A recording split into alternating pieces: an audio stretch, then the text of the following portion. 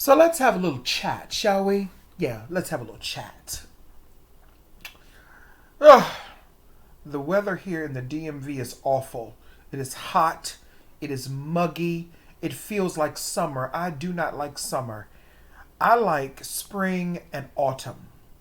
Not a big fan of winter, but I like rain and, you know, darkness, gloomy. I like those days because, like today, but it's too hot. It's muggy. It's almost 80 degrees. I like it when it's muggy, not muggy. I like it when it's gloomy and rainy. I like stuff because it's relaxing. It gives you a time to meditate. It reminds me of going into that peaceful darkness. So I love that. Of course, there are other people who want sunshine all the time. You know, them goddamn millennials. One in particular I'm thinking about who trolls and harasses me all the time about the damn sun. But that's another story. I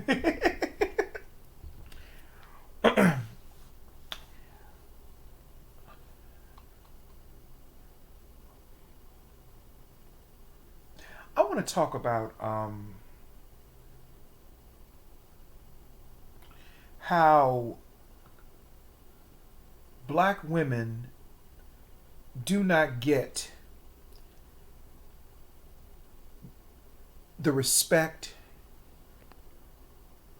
they don't get the protection, and they don't get, and this has nothing to do with black men. This has nothing to do with black men. This is about black women in the industry. Our black female entertainers who don't get the proper notoriety, they don't get the proper movies, they just don't get the proper treatment. And you know what really sparked me to speak about this was 50 Cent, and I'm not a 50 Cent's fan by any means, but I really liked how he stood up for Monique. I really liked how he stood up for Monique and he said, you know what? That's fucked up, basically, what I'm saying it in my own words, but that's fucked up how they have blackballed this talented black female actress, comedian, and Oscar winner. You know, I find it so interesting. A white woman, a white man, or a black man wins an Oscar, and they go on to greater and bigger things in the industry. A black woman wins an Oscar, and her star begins to fizzle out. I call it the Halle Berry effect, or even the Dorothy Dandridge effect. Let's go back to the 1950s. Dorothy Dandridge, the first, well, she may not have been the first, but let's just say she was the most well recognized at that time black female sex symbol, right? She is nominated for an Academy Award for Best Actress, the first black woman to be nominated in the Best Actress category. She was going up against Grace Kelly, Judy Garland. Who else was she going up against? She was going up against a lot of big white female entertainers of that time. If I know, Grace Kelly won for The Country Girl, if I'm not mistaken, in 1955. But the fact that Dorothy Dandridge was even nominated, that was astounding in and of itself. That she even made it that far. So after Carmen Jones, she really didn't get a lot of work after that. And a lot of that was of her own machinations and things of that nature because she didn't make some of the right decisions. But nevertheless, because a lot of people don't know this, but Dorothy Dandridge was supposed to play in The King and I. She was supposed to play the role of Tuptium. That was the role of a slave girl. And from from historical accounts, Otto Preminger, that motherfucker, I couldn't stand that motherfucker. Otto Preminger. He was a producer or whatever that motherfucker was. But he was really a very, very despicable person in my eyesight because he manipulated Dorothy. He wanted sex from her, but he didn't want to treat her right. He was the producer or the executive producer of Carmen Jones. Now he admired her, he worshipped her in the role of Carmen Jones because they began an affair, which I think was a big mistake on Dorothy's part because he used sex magic to manipulate her. And she fell in love with him. And when she realized he would not leave his wife, their relationship began to dwindle. So she left his motherfucking ass alone. And then him, being the scorned, bitter, white racist that he was, in my opinion, when he worked with her again on Porgy and Bess, he acted like a total bitch on the set with her. He was abusive. He was cruel towards her. He treated her really badly. He treated her like a subhuman.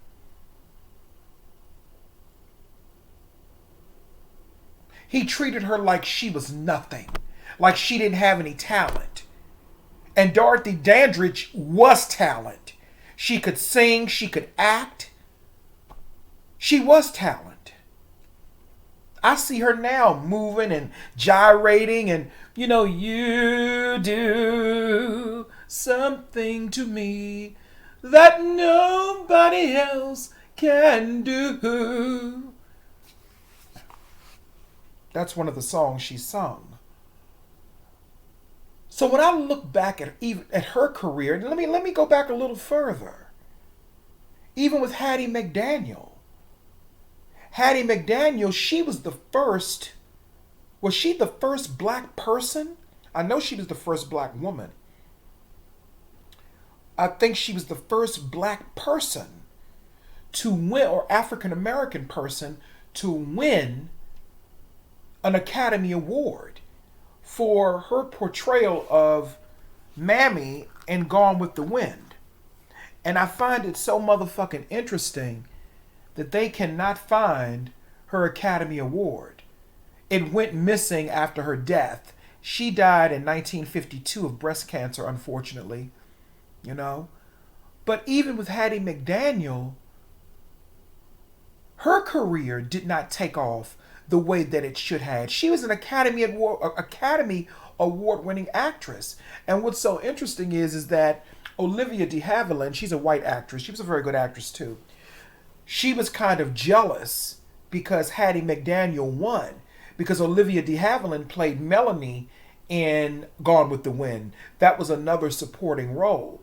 And she just knew that she was going to be the one to take home the Academy Award for Best Supporting Actress in a dramatic movie, right?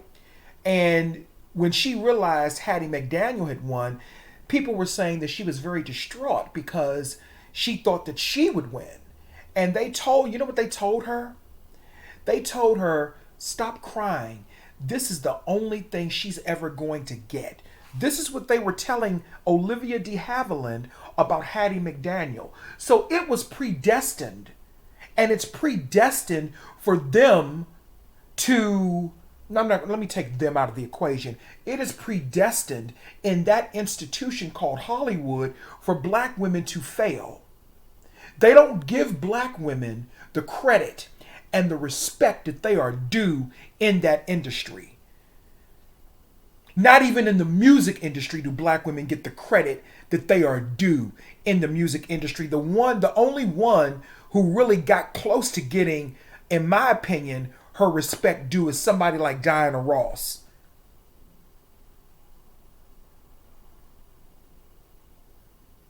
Diana Ross, she got it. But then Diana Ross, she did a lot of rituals and shit to get to where she's at. So, it is what it is. But even still with Diana Ross, there are still things that I think, for example, I know a lot of people don't like Diana Ross. Okay. Me personally, she's talented.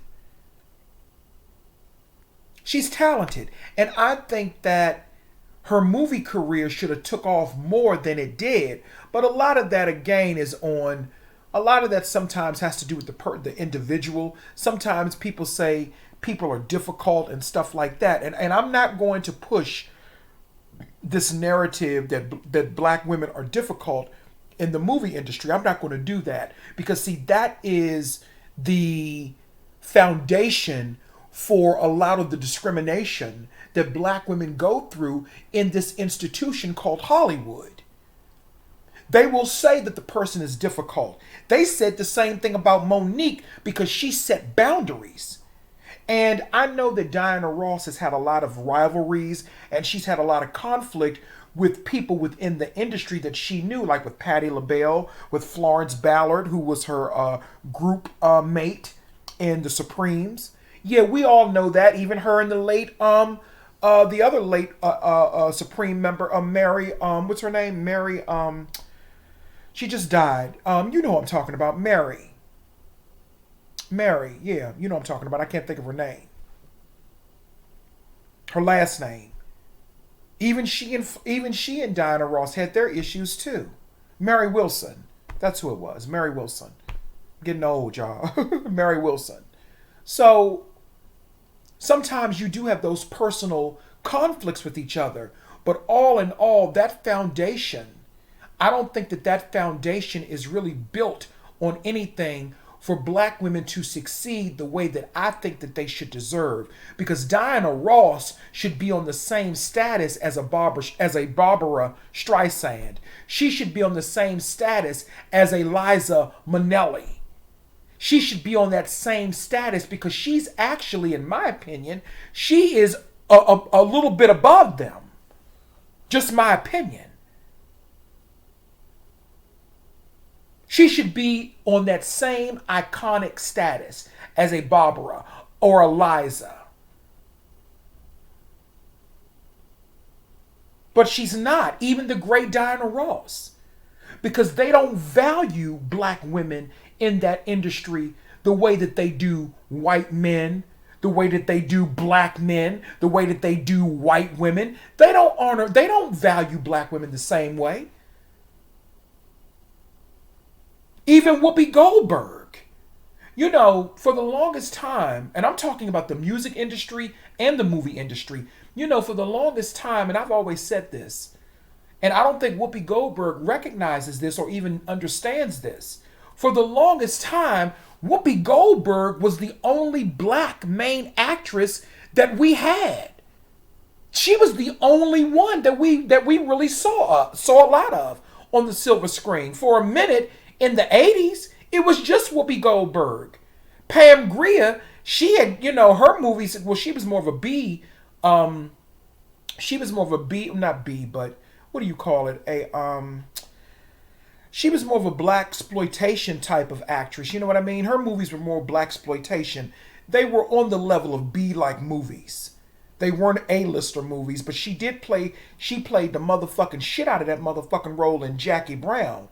She's my Pam Grier. Miss Grier is my motherfucking, that's my fairy godmother, child. I love me some Pam Grier, child. I love her talent. I don't know her, but I love her talent.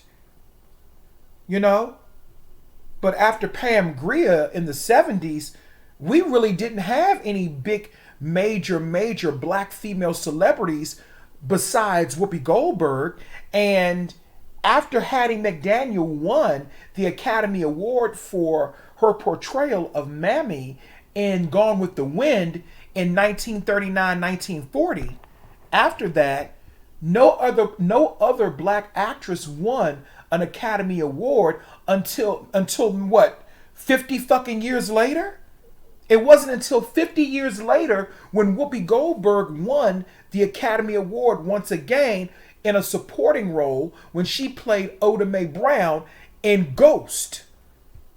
And suffices to say, funny fact, I heard that they had actually considered Nell Carter and Tina Turner for those roles before they went to Whoopi Goldberg. So she wasn't even their first choice. But she was the best choice. And I love me some motherfucking Tina Turner and Miss Nell Carter. Now, Nell Carter, she probably would have been good in that. But I did hear that. And speaking of Nell Carter, let's go on down the line. Now, I will say Tina Turner, she reached a certain status that I think rivaled that of her white counterparts. I believe that with Tina Turner, but the reason Tina Turner rivaled them is because she actually took her career and went over to Europe, and she expanded her brand in a way that, other black women didn't really have the opportunity to do. Or if they did, it just didn't work out for them in that way. But Nell Carter is another one. Now, we all know the history of Nell Carter. If you don't, Nell Carter, she came from a very traumatic background. She was raped when she was a child. She was pregnant as a result of that rape. She lost her brother to AIDS, and then she ended up marrying a series of men who were really no good for her, white men at that, who married her, then divorced her, and then took her money. And then on top of that, Nell Carter, she had her drug issues as well. But at the end of the motherfucking day, Nell Carter was a motherfucking icon. And she could sing most people under the fucking table. Nell Carter, to me, is up there on the same level as Patti LaBelle when it comes to singing. But again, here we have a black actress, a black talented singer who never gets her just due. Nell Carter died in 2003. And it's like the world has forgotten about her. But yet, they will give Tommy Lee and some fucking Pamela Anderson a fucking biographical film on Hulu. They are deserving. Those two trashy motherfuckers, they're deserving. And it's not because they're white, because if they were black, I would say the same fucking thing. They are deserving of a fucking autobiography. But Nell Carter is not. Hattie McDaniel is not. I can think of a few people who've had movie autobiographies who did not deserve them. Nell Carter deserves her just due. She deserves to be heard beyond the physical. Because that sister went through a lot of motherfucking pain.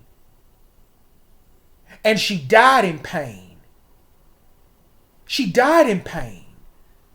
She died still battling racism. A lot of people don't know this, but before she died, she was supposed to play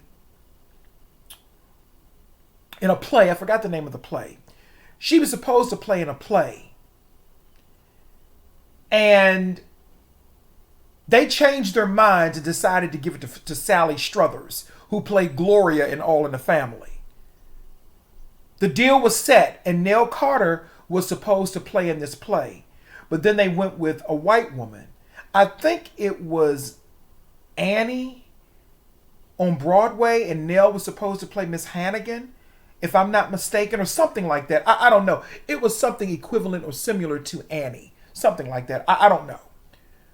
But they pushed her out of the spotlight. And if I'm not mistaken, she actually did play the role, but then they replaced her with Sally Struthers before she died.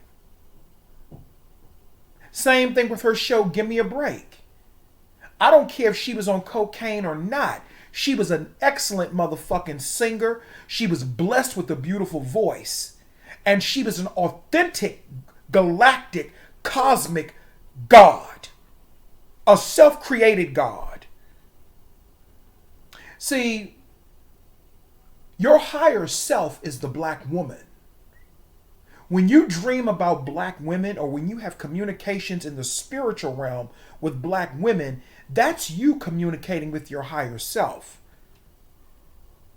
Oh yes. Because the black woman is your higher self. But because we have been bamboozled by all of these plastic looking women in that industry, we've been so bamboozled to believe, oh, this is what divinity looks like. You know, fake titties, fake ass, no spirit, just energy. We've been so bamboozled to believe that that is the divine black woman, but the real divine black woman looks like women like Nell Carter or your average black woman in general, because they have divinity. They have something that plastic cannot compensate for. Nell Carter deserves her just due. And why doesn't Nell Carter have a star on the Hollywood Walk of Fame? Same thing with Whitney Houston. Why doesn't Whitney Houston have a star on the Hollywood Walk of Fame?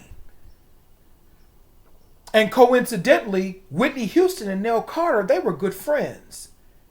Whitney Houston played on Give Me a Break in an episode. I think she was Katie's friend, because I used to look at Give Me a Break when I was a child.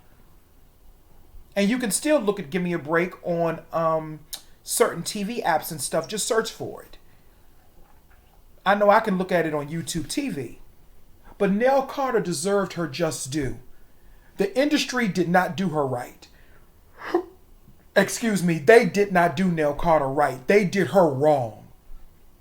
Nell Carter deserved a lot more notoriety. She deserved a lot more motherfucking value than what she got. Fuck her being on drugs.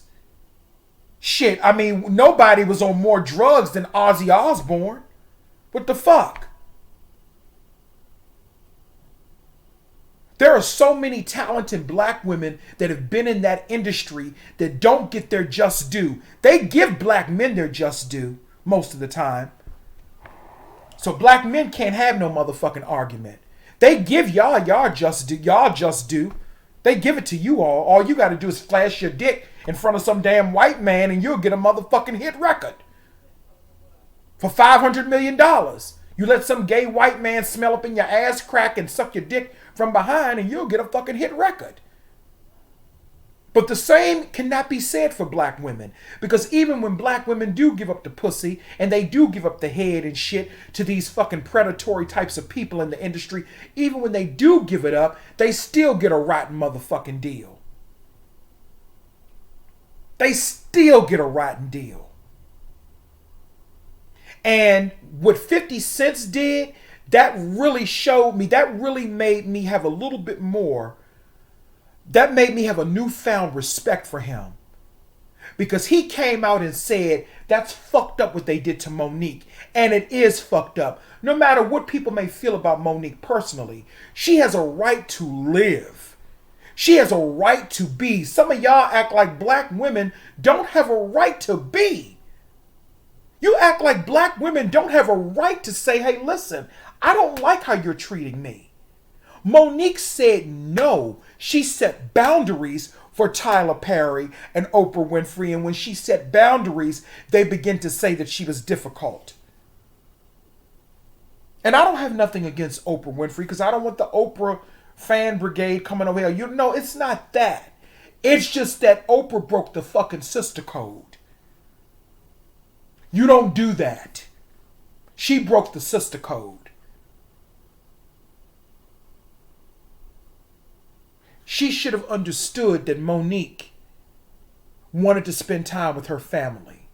But when you don't have a family and a husband and children, you can't really relate to that. And that's no disrespect or shade. That's just fact. And her being a black woman who came from a certain place, you would think that she would have understood that. I don't give a fuck what you think about Monique. She's still a black woman. I don't give a fuck what you think about her marriage. This is not about her marriage and how I feel about her marriage. My personal views and opinions about her marriage are irrelevant. We're talking about her being a black woman in the industry and being blackballed because she did something that the other ones did not know how to do. She said no. Monique did an interview recently with T.S. Madison. And she said something so profound. She said that, and she mentioned Hattie Mcdaniel. The only people she did not mention that I felt she should have was Dorothy Dandridge Nina Mae McKinney, and I'll even add Anna Mae Wong in there. My spirit is telling me Anna Mae Wong. You know, she was a Chinese woman. She was a Chinese woman. She was an Asian woman. And they treated her so badly in Hollywood. She died in pain. She died penniless. She died heartbroken. They did some of the same racist tactics to her as they did to the black people of that time. I consider her a person of color as well. And I'm talking about back then. I ain't talking about these Asians of today with this new breed. I'm talking about Anna Mae Wong. She had real talent. And they treated her like some shit. They treated her like some shit. Truthfully, they treat women in general like some shit in Hollywood. Truth be told. Monique should be on the same status as her white counterparts. She should be on the same status.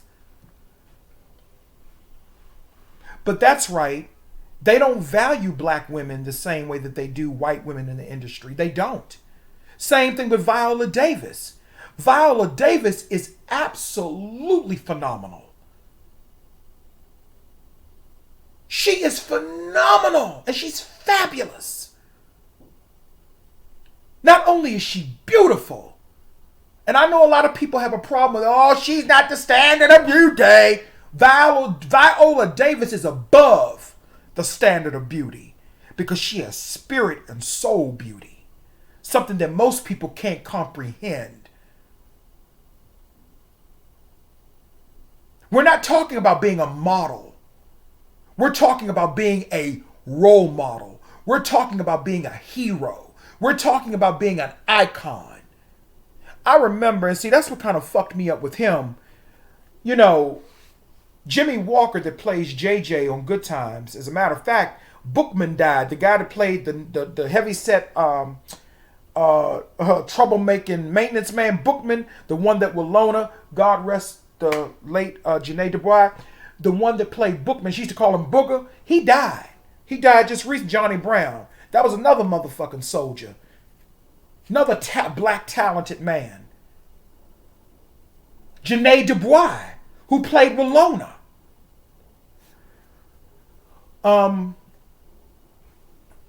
Jimmy Walker did an interview a few years ago where he was talking about his relationship with the cast of Good Times, and he said some really shady shit about Viola Davis.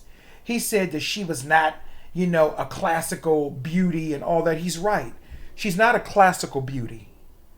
Classical beauty is ordinary. Viola Davis's beauty is beyond the skin. It's beyond the flesh. It's beyond the physical. And it's something that low vibrating thinking motherfuckers like him, yeah, I said it. He's never, and to be honest with you, JJ was never really my favorite on Good Times. He's not that funny. Esther Rolle was funnier than you. Janae Dubois was funnier than you, who played Willona. Esther Rolle was Florida. And I said Florida for a reason. They were funnier than you. Okay? They were funnier than you. And more talented. But he made that statement and it made me think. I said, well, damn. He's a dark-skinned black man making a statement like that about a black woman. This has nothing to do with her skin complexion. Because black women come in all shades. I'm not with that bullshit, light skin, dark skin. If you're a black woman, you're a black woman to me. If both of your parents are black, you're a black woman to me.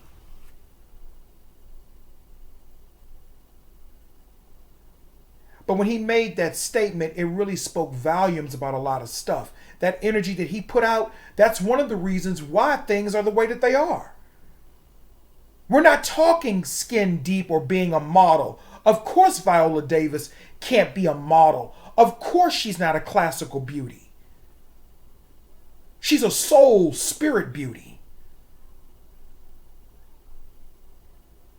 And the mere fact that her status is not where it should be is really disturbing as well. And I'm going to tell you something, and I know a lot of people may disagree with this.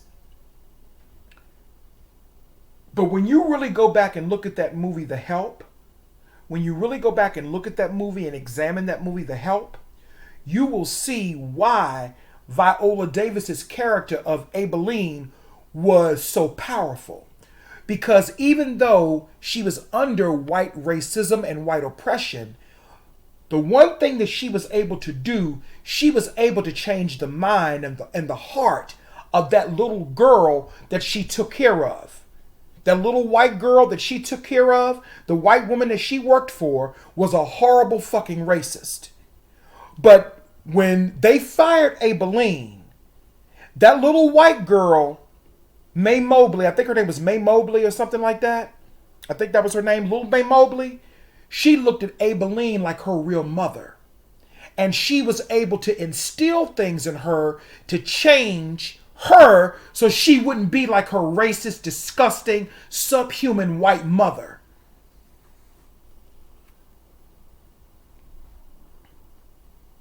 Elizabeth, I think that was the white mother's name, Elizabeth. That was a good motherfucking movie because it was a good examination of how black women are devalued in this culture and in this society. It's a good prime examination of that. The degradation, the subhuman treatment. Look at how they treat, and these are actual accounts. These things really happened. This was an attack on the black woman's spirit. But going back to, let me back up for a minute.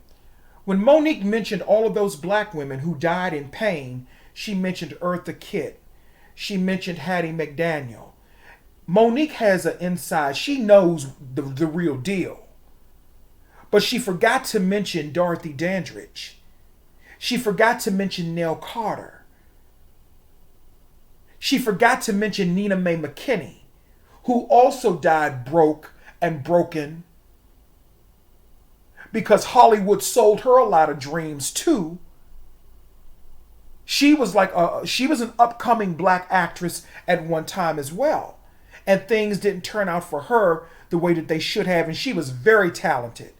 She could dance her motherfucking ass off. Josephine Baker, she left the United States and said, fuck you motherfucking niggas and fuck you motherfuckers. I'm going over to France where they worship me and treat me good. But even over there, they had their level of racism as well. But Josephine Baker made a lot of mistakes in her life too. You know, when it came to adopting all of those children, she adopted too many of them. She adopted too many of them, and then that led to, you know, some things happening. But what's so interesting is that how they turned on her when she became older. When Josephine Baker was older, even over in France, when she was no longer the hot popping thing, they turned on her. They turned on her. She was no longer the icon that they loved so much. They turned on her.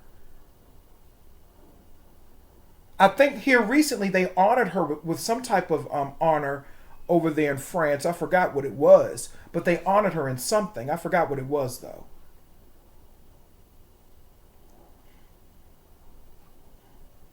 But they turned on her. So this is why I'm saying when I saw 50 Cent say, you know what, Monique, you know, she deserves better. Black women deserve better in general. But I'm talking about the industry. Where's my fucking phone at? I'm talking about the industry in general. And how they mistreat and abuse and misuse black women's energy. and how black women do not get the just due and the credit that they deserve in the industry. They don't. They really don't. Halle Berry won an Academy Award for Monsters Ball, and I know that that was, ambiguous in nature, because a lot of people felt like that Academy Award was really not, that it was not a pure award. She didn't win it in purity. She won it by doing something that people viewed as nasty and impure. But again, take away that nasty sex scene between her and Billy Bob Thornton. Take that out of the equation. And keep in mind, she and Viola Davis both are Leos. Just to put a little bit of a cult into it. What people don't really understand about Monsters Ball, the reason that she won the Academy Award was not because of the sex scene. Let's really go back and examine what that movie was really about. Halle Berry and Billy Bob Thornton, they were the same fucking person. They were the same person. It was showing you polarity. It was showing you different bodies, but same fucking energies. Halle Berry was abusive to her son. Her character of Letitia Hargrove, I believe that was her name. She was abusive to her son, just as Billy Bob Thornton was abusive to his son, played by that sexy ass white boy Heath Ledger. And that was one sexy motherfucking white boy. I'll give him that. His son killed himself, then her son died. Her son was hit by a car. Yes, he was the guard that implemented and, not implemented, but you know what I'm saying. He was the guard that directed the execution and coordinated the execution of Halle Berry's husband, played by Sean Puff Daddy Combs.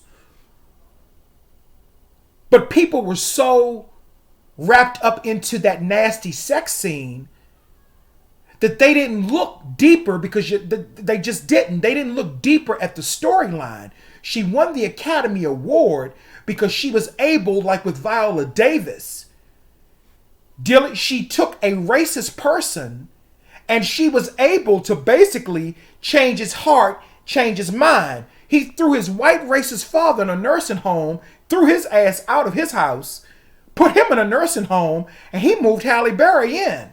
And that was after his racist white father said something really racist and nasty towards Halle Berry's character.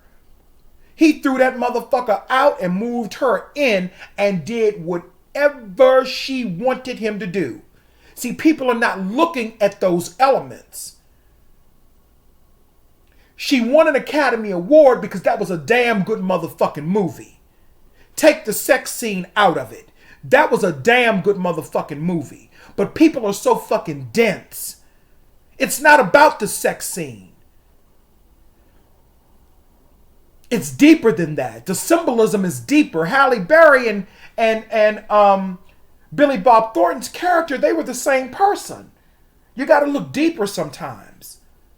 She won the Academy Award for that. And that has tarnished her reputation ever since, because she has not had a good movie since then. She's not been in anything. That was over 20 years ago, almost. The best role, now I'm going to be honest with you, the very best role that she played was when she portrayed Dorothy Dandridge. That should have been the role, my personal pick. I can live with the Monsters Ball, but my personal pick, that should have been the role that she won an Academy Award for, because Halle Berry is Dorothy Dandridge. She is Dorothy Dandridge. She walks in that same pattern. Same thing I told you with Vladimir Putin and Hitler.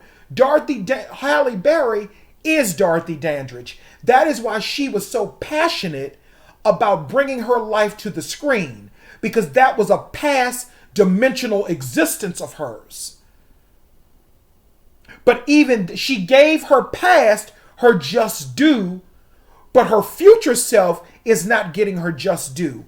Halle Berry should have more. I think there was one other movie she played in that I really think she should have won an Academy Award for, and that was Perfect, The Perfect Stranger with Bruce Willis. That was another good movie. A lot of people don't know about that. She played Rowena Price, a very unstable woman determined to do anything to get what she wanted. But even Halle Berry doesn't get her just due in this industry. Black women rarely do get their just due in this industry, and nobody talks about it in a serious manner.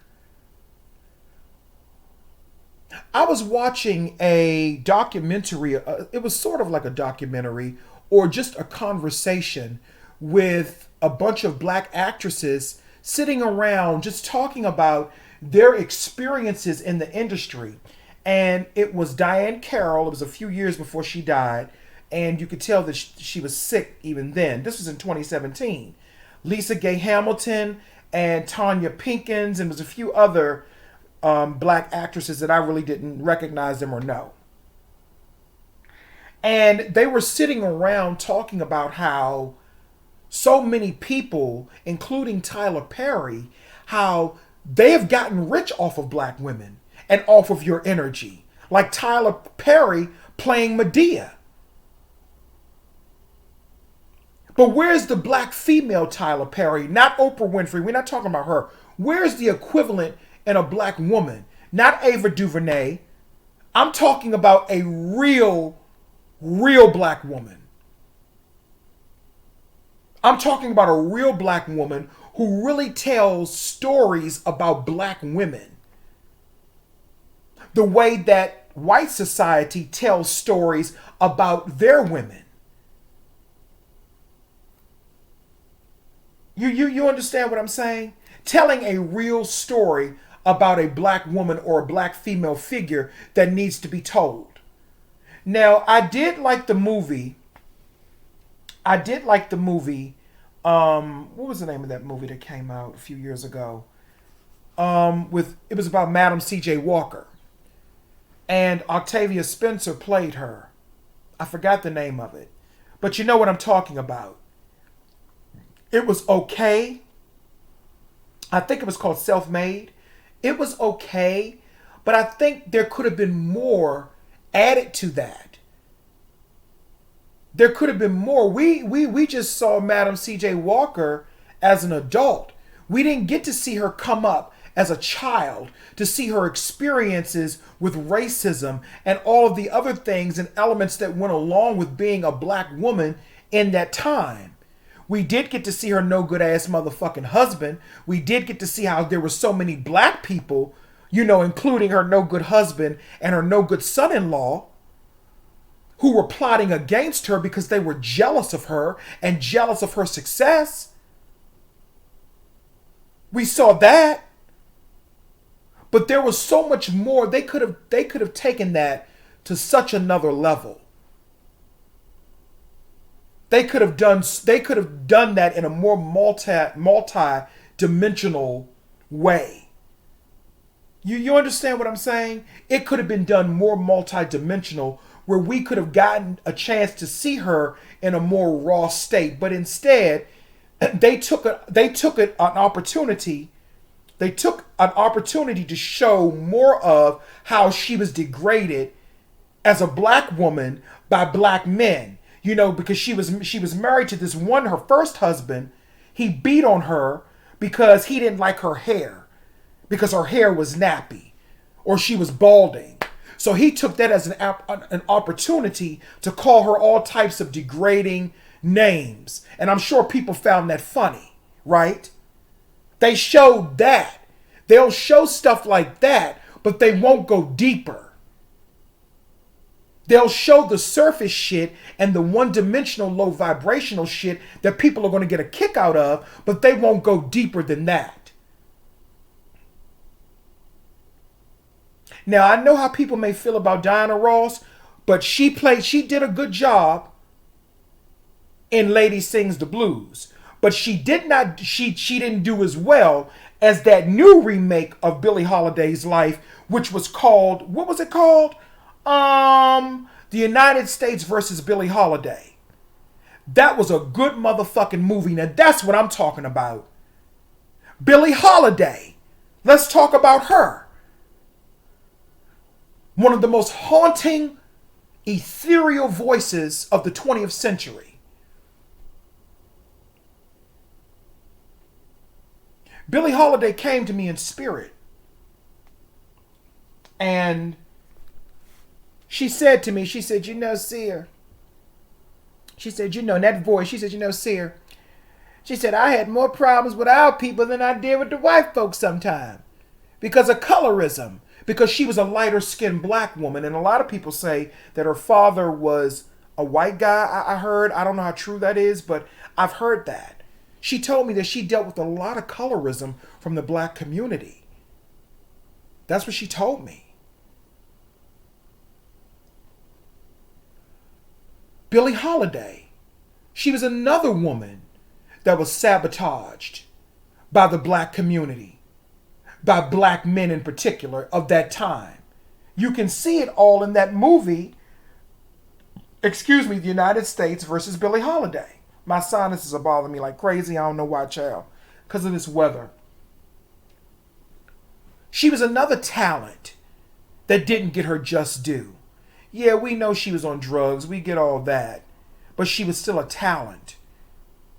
And a lot of the drug use, a lot of that was to cover up a lot of the pain, a lot of the trauma, you know, that she went through. She went through a lot. Billie Holiday was a trip. She was a motherfucking trip. But at the end of the day, she deserved better. She deserved better.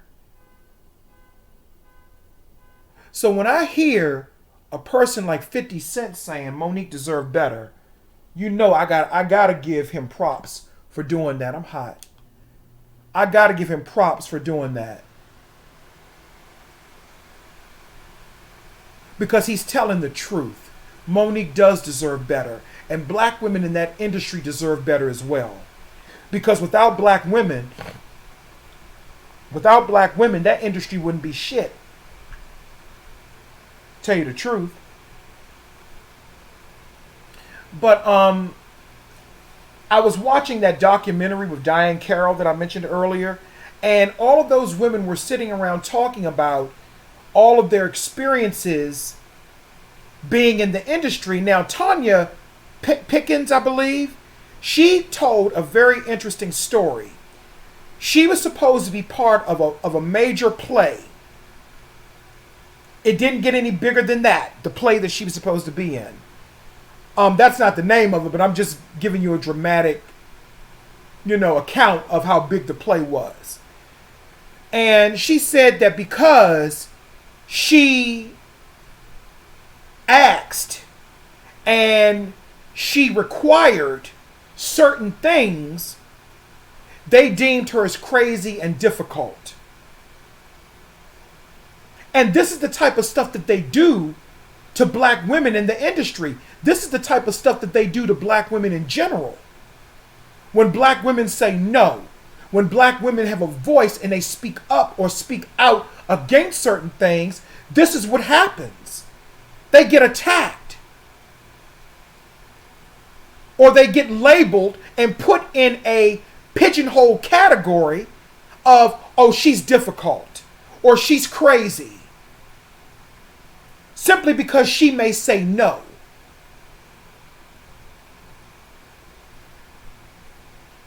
Simply because she just may say, no, I'm not doing that. And I think with Tanya Pickens, and for people who don't know who Tanya Pickens is, She played on All My Children. She played Livia Fry. She was an attorney. Olivia was successful. She was beautiful. She was powerful. She was commanding. And she was an integral part of All My Children in the early 90s at that time. And again, same thing with Whoopi Goldberg. We really did not, after Angie and Jesse, we really didn't have any other major black characters on All My Children until Livia and Derek and Terrence and Beyonce's mama's husband, Beyonce's stepfather. What's his name? Richard Lawson, whatever his name is. He played on All My Children too. As a matter of fact, he was Livia's ex-boyfriend. It was a big storyline between him and the character of Livia.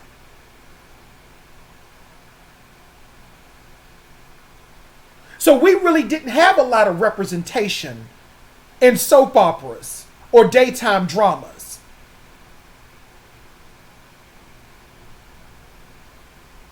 You know?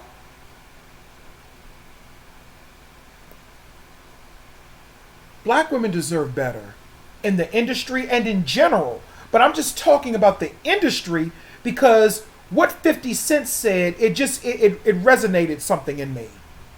Because what he's saying is true. Monique deserves better. Truth be told, Monique should have been Cookie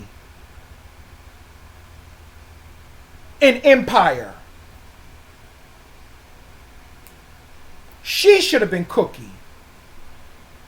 Nothing against Taraji P. Henson. It's nothing against her. But personally, I think that Monique would have been perfect for that role. She would have been perfect. Even Taraji P. Henson. She's a very talented actress. And I don't think she gets her just due as well. They put black women in low-dimensional, low-budget movies. And if they don't put them in low-dimensional, one-dimensional, low-budget movies, if they don't put them in that, they'll put them in a feature film, an A-lister movie, but as a supporting character. Now, even Angela Bassett, now we're going to really get into some history right now. Even Angela Bassett, now at one time after Whoopi Goldberg, it was Angela Bassett. That's all you heard about was Angela Bassett. Angela Bassett, she was, after she played Tina Turner and, you know, and all that, she was the hot 10 on the roof. Or whatever you call it. She was hot shit. Now, what I find very interesting is this. American Horror Story. Now, you all know that I love me some American Horror Story. I used to anyway. Now it's some shit now.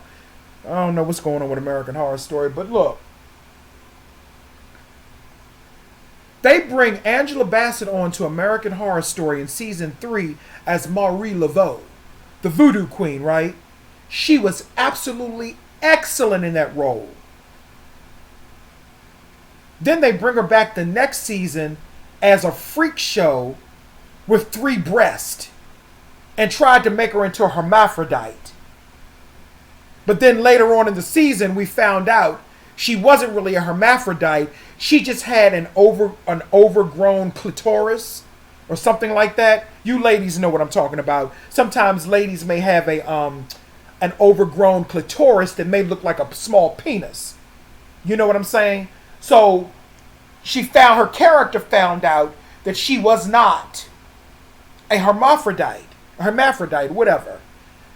And after season 3, after her playing such a powerful, notable figure, after season 3, I noticed that the characters that she played began to really dwindle. They weren't as good. And that's how they do black women in the industry in general. They'll give them one good role, and then after that, They won't give them anything else. Or if they do, it's not as good, or it's one-dimensional. Now, they have her playing as Athena on 911. She plays on that show 911, created by the same guy, Ryan Murphy, who created American Horror Story. Now, she's supposed to be the star. She gets top billing in 911. She's supposed to be the star. But the person that gets the most airtime is Jennifer Love Hewitt, who plays Maddie. Where the fuck they do that at?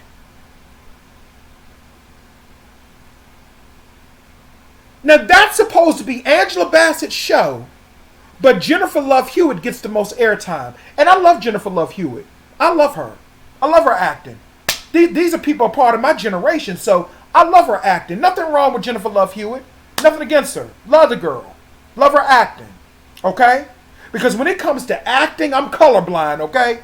I love me some Betty Davis, Joan Crawford, whatever. So it's not it's just the treatment that black women get in this industry. And the treatment that black women get in this industry is predicated on the treatment that black women get as a whole in regular society as well.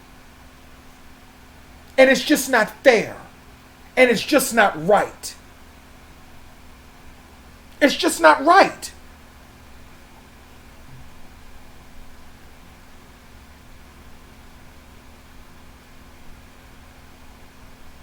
It's just not right.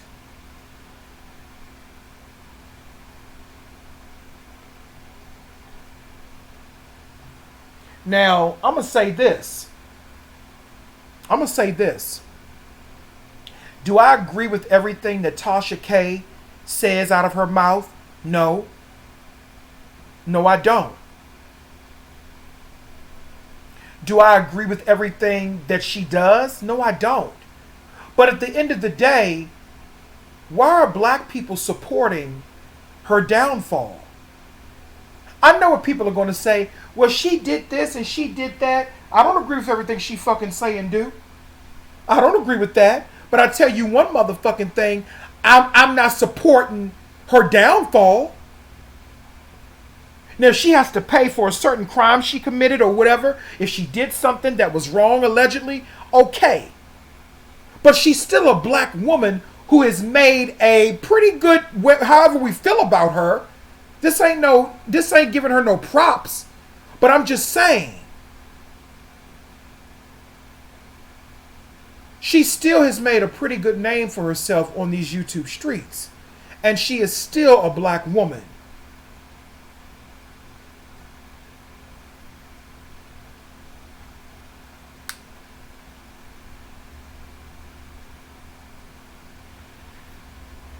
But black women just, in general, Monique is not the only one.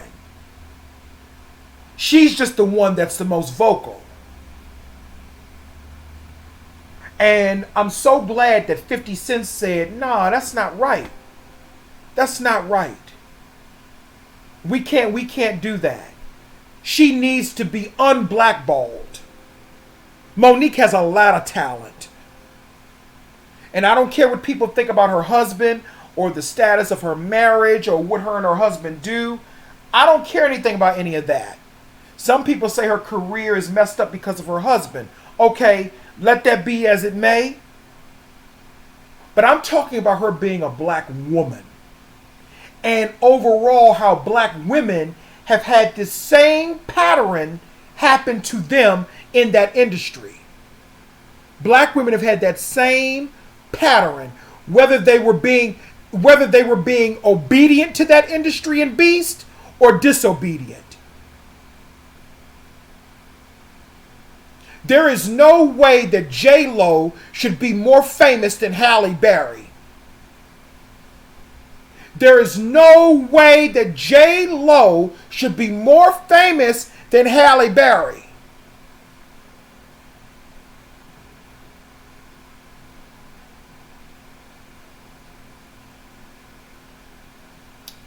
Black women don't get their just due. They don't. They don't. And I don't know if they ever will. Not in this generation. I don't know. Yes, there's been progress. But the progress to me has been delayed and stifled because there are too many black women who support black women not getting their just due.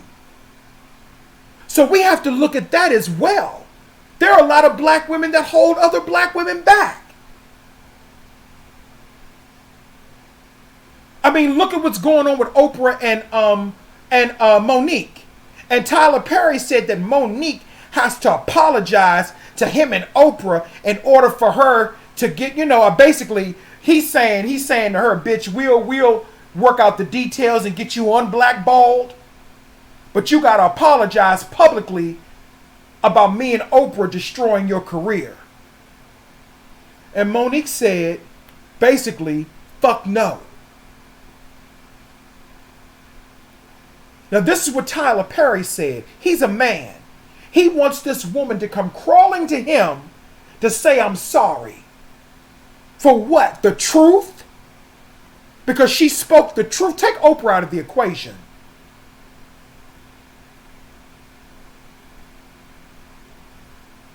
What for? The truth? Because Monique spoke the truth about you and what you did to her? So now he wants Monique to come crawling back. I saw Funky Dineva make a comment. No, he didn't make a comment. He said something along the... They did an interview on Fox Soul because I believe he's part of... Yeah, he is part of that panel now. And he said, in response to the T.S. Madison interview with Monique, which I really enjoyed. And also, kudos to T.S. Madison in this regard for telling the truth. When T.S. Madison said, I heard the tape and I heard Tyler Perry admit to this and this. So kudos to T.S. Madison for telling the truth. For telling the motherfucking truth. And standing up for truth. Because they did blackball Monique. Because Monique wouldn't take the dick. See, y'all don't know what happens over there at the Cannes Film Festival. Over there, is it in Canada or overseas? See, what it really is. Let me tell you what it really is. Let me tell you what they really do. Let me tell you what they really do, because I didn't seen it. Over there at the Cannes Film Festival, they go to this big castle-like mansion. And they have a party. And whomever just played in a major picture who gets nominated for an Academy Award or something, or win, I think if you get nominated or whatever, whoever gets nominated, this is how it goes. This is now this isn't the surface shit. This is spirit, undertone, underworld. This is what they do. They go over to, I think it's France. They go over to France and they go into this big castle, mansion type castle, and they have this ritual, this sex ritual, so you can advance your career within the Hollywood institution. And Monique knows that, but she ain't said it. That's why she didn't go over there. Because she said, no, I'm not doing this unless my husband is coming with me. See, it's a lot of stuff Monique hasn't talked about. And I know why. But that's what the Cannes Film Festival's all about. For those motherfucking nominees. They go over there.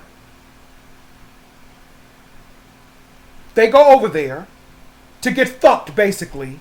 In the ass, mouth, and all that other shit. So you can advance your fucking career. And Monique said no. She said no. That's why they snatched her show. And that's why they blackballed her.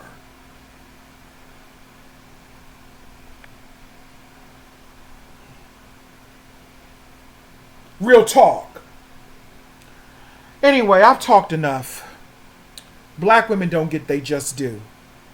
And they deserve it. And that's all I got to say.